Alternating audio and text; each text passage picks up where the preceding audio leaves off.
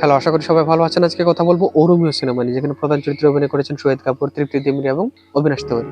তো সিনেমাটা দেখার সময় কেমন মনে হলো এবং এটার কয়েকটা ভালো মন্দ সাইড নিয়ে কথা বলবো। শুরুতে আমি যদি বলি তাহলে বলবো যে এই সিনেমাটা একটা দুর্বল সিনেমা। এই সিনেমাটার প্লট বা সিনেমার ক্যারেক্টারগুলা সেগুলা এরকম ভাবে এন্ট্রি নিয়েছে সিনেমাতে, দেখে মনে হতো যে এটা একটা দুর্দান্ত সিনেমা হতে পারতো। যেমন করে দর্শক প্রিয় হয়েছে 'ধুরন্ধর' অথবা 'অ্যানিমেল' এই টাইপের।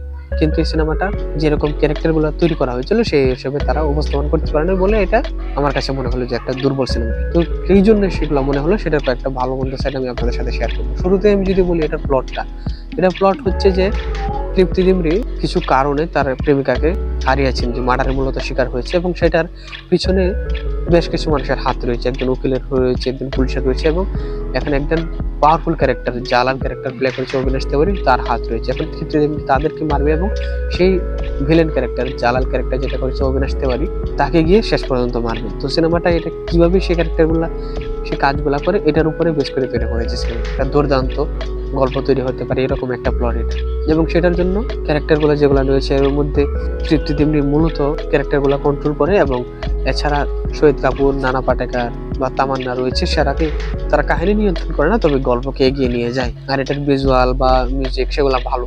কিন্তু সিনেমার দুর্বল সাইড কি? সিনেমার দুর্বল সাইড হচ্ছে যে আমি বললাম যেগুলা, এটার একটা ভালো প্লট রয়েছে, কিন্তু সেটার উপস্থাপনা ভালো হয়নি। কেননা আপনি যদি খেয়াল করে দেখেন যে এই সিনেমাতে সবচাইতে স্ট্রং ক্যারেক্টার বা পাওয়ারফুল ক্যারেক্টার হচ্ছে এই সিনেমার ভিলেন অবিনাশ তিওয়ারি, কিন্তু তাকে আমরা সিনেমার এন্ট্রিতে যেরকম পাওয়ারফুল ক্যারেক্টার বা বড় মাপের লোক হিসেবে পাই, সিনেমাতে কিন্তু সে সেই হিসাবে কাজ করতে পারে না। যেমন অবিনাশ তিওয়ারিকে পাওয়ার জন্য বা তাকে ফেস করার জন্য তার আগে পুলিশ, উকিল, আমলা এসব পার হয়ে তার কাছে যাওয়া লাগবে, যদিও সে এখানে নেগেটিভ ক্যারেক্টার, কিন্তু তার জন্য তো এগুলো পার পাওয়া লাগবে। কিন্তু এখানে মনে হয়েছে যে শহীদ কাপুর খুব সহজে কয়েকটা জায়গায় হামলা করে যেন অবিনাশ তিওয়ারির দেখা পেয়ে গেল এবং তাকে মার্ডার করে ফেললো। খুব সহজ মনে হয়েছে, যেটা যদিও সিনেমার রান টাইম মোটামুটি অনেকখানি, কিন্তু এই যে অত দ্রুত তার কাছে চলে যাওয়া, সেটাকে আমার কাছে মনে হয়েছে খুবই দুর্বল স্ক্রিপ্টের মতন কাজ। আরেকটা ব্যাপার হচ্ছে সিনেমার main leading character, female character যেটা, সেটা হচ্ছে তৃপ্তি ডিমরি। তৃপ্তি ডিমরির ক্যারেক্টারটা আমার কাছে সবচেয়ে অগোছালো মনে হলো, কেননা সে তার প্রেমিকাকে হত্যার জন্য যারা দেয় তাদেরকে সে মারার জন্য বা রিভেঞ্জ নেওয়ার জন্য সে শহীদ কাপুরের কাছে আসে। এত মানুষ থাকতে সে শহীদ কাপুরের কাছেই কেন আসলো, সেটা কিন্তু আমাদেরকে ক্লিয়ার করে দেখায় না। আবার আরেকটা ব্যাপার হচ্ছে সিনেমা কতক্ষণ যাওয়ার পরে দেখা যায় সে শহীদ কাপুরকে ছেড়ে হঠাৎ করে চলে যায়, এবং এরপরে একজন পুলিশের বউ হিসেবে আমরা তাকে দেখি। তো সে কি জন্য শহীদ কাপুরের কাছে আসলো এত মানুষ থাকতে, এবং কি জন্যই তার কাছে মনে হলো যে শহীদ কাপুরকে দিয়ে আসলে আমি রিভেঞ্জ নিতে পারবো না, আমি যে পুলিশকে মারবো তার ওয়াইফ হিসেবে আমি রোল প্লে করা শুরু করি এবং তার ওয়াইফ হিসেবে থাকবো, এবং আস্তে আস্তে তারপরে অবিনাশ তিওয়ারি পর্যন্ত পৌঁছে আমি রিভেঞ্জ নিব।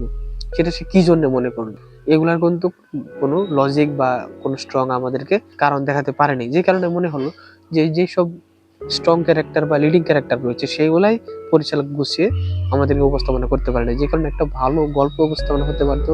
এনিমেল বা ধুরন্ধরের মতন সিনেমার মতন গল্প আমাদেরকে দিতে পারতো, এত ভালো ভালো এন্ট্রি দিছে, অথচ ক্যারেক্টার গুলো গোছাইতে পারেনি, যে কারণে সিনেমাটা আমার কাছে অত্যন্ত দুর্বল একটা সিনেমা হিসেবে আমাদের কাছে উপস্থাপনা হলো। এই ছিল আমার কথা। যারা সিনেমা ইতিমধ্যে দেখে ফেলেছেন তারা আমার এই ব্যাপারগুলোর সাথে এগ্রি করেন কিনা বা ডিসএগ্রি করেন কিনা সেটা কমেন্টে জানাতে পারেন, এবং সিনেমা নিয়ে নতুন নতুন তথ্য পেতে, আপডেট পেতে এবং রিভিউ পেতে আমাদের সাথে থাকুন। আজকে তাহলে পর্যন্ত, সবাইকে ধন্যবাদ।